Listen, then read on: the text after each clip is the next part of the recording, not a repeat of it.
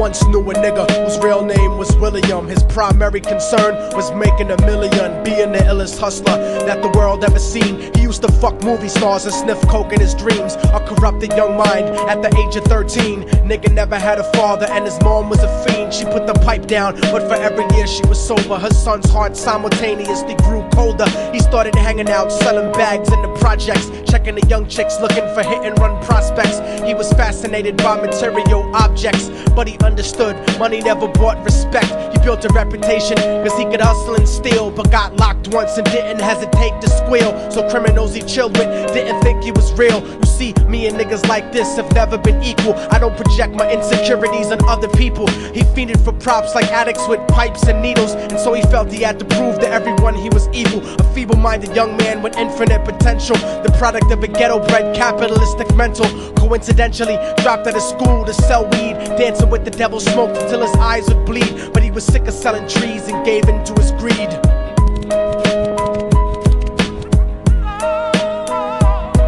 Everyone tryna be trife, never face the consequences. You probably only did a month for minor offenses. Ask a nigga doing life if he had another chance. But then again, there's always the wicked that knew in advance. Dance forever with the devil on a cold cell block. But that's what happens when you rape, murder, and sell rock. Devils used to be gods, angels that fell from the top. There's no diversity because we're burning in the melting pot.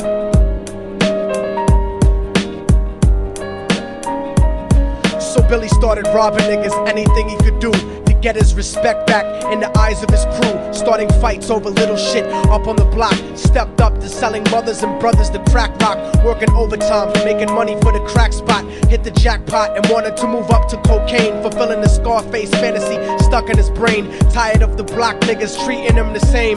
He wanted to be major like the cutthroats and the thugs, but when he tried to step to him, niggas showed him no love. They told him any motherfucking coward can sell drugs. Any bitch nigga with a gun can bust slugs.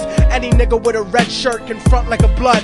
Even Puffy smoked the motherfucker up in the club. But only a real thug can stab someone till they die. Standing in front of them, staring straight into their eyes, Billy realized that these men were well guarded, and they wanted to test him before business started. Suggested raping a bitch to prove he was cold-hearted. So now he had a choice between going back to his life or making money with made men. Up in the sight, his dreams about cars and ice made him agree a hardcore nigga is all he ever wanted to be. And so he met them Friday night at 2:45.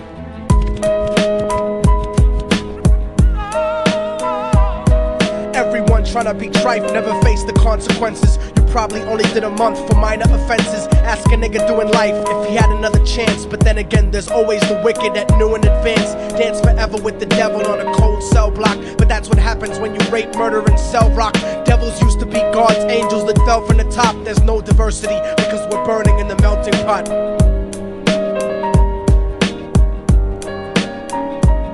They drove around the project slow while it was raining, smoking blunts, drinking and joking for entertainment, until they saw a woman on the street walking alone, 3 in the morning, coming back from work on the way home. And so they quietly got out the car and followed her. Walking through the projects, the darkness swallowed her. They wrapped her shirt around their head and knocked her onto the floor. This is it, kid, now you got your chance to be raw. So Billy yoked her up and grabbed the chick by the hair and dragged her into a lobby that had nobody there. She struggled hard, but they forced her to go up the stairs. They got to the roof and then held her down on the ground, screaming, "Shut the fuck up and stop moving around." The shirt covered her face, but she screamed and clawed. So Billy stomped on the bitch till he broke in her jaw. Them dirty bastards knew exactly what they were doing. They kicked her until they cracked her ribs and she stopped moving. Blood leaking through the cloth, she cried silently.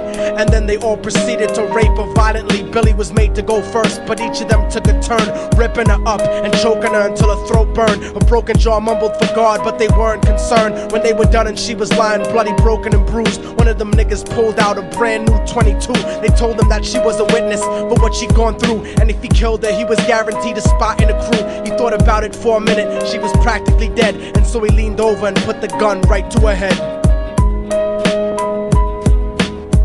I'm falling and I can't turn back.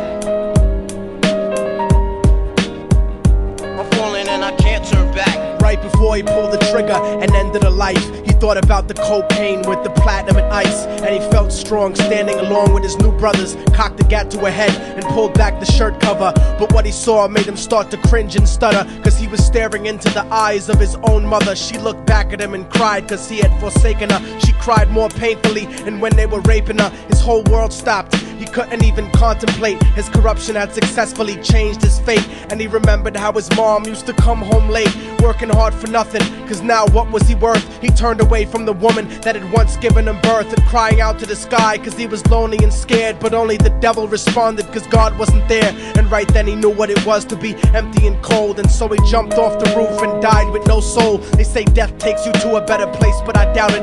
After that they killed his mother and never spoke about it. And listen, cause the story that I'm telling is true, cause I was there with Billy Jacobs and I raped his mom too. And now the devil follows me everywhere that I go. In fact, I'm sure he's standing among one of you at my shows, in every street cipher listening to Little Thug's flow. He could be standing right next to you and you wouldn't know. The devil grows inside the hearts of the selfish and wicked. White, brown, yellow and black color is not restricted. You have a self-destructive destiny when you're inflicted, and you'll be one of God's children that fell from the top. There's no diversity because we're burning in the melting pot. So when the devil wants to dance with you, you better say never, because a dance with the devil might last you forever.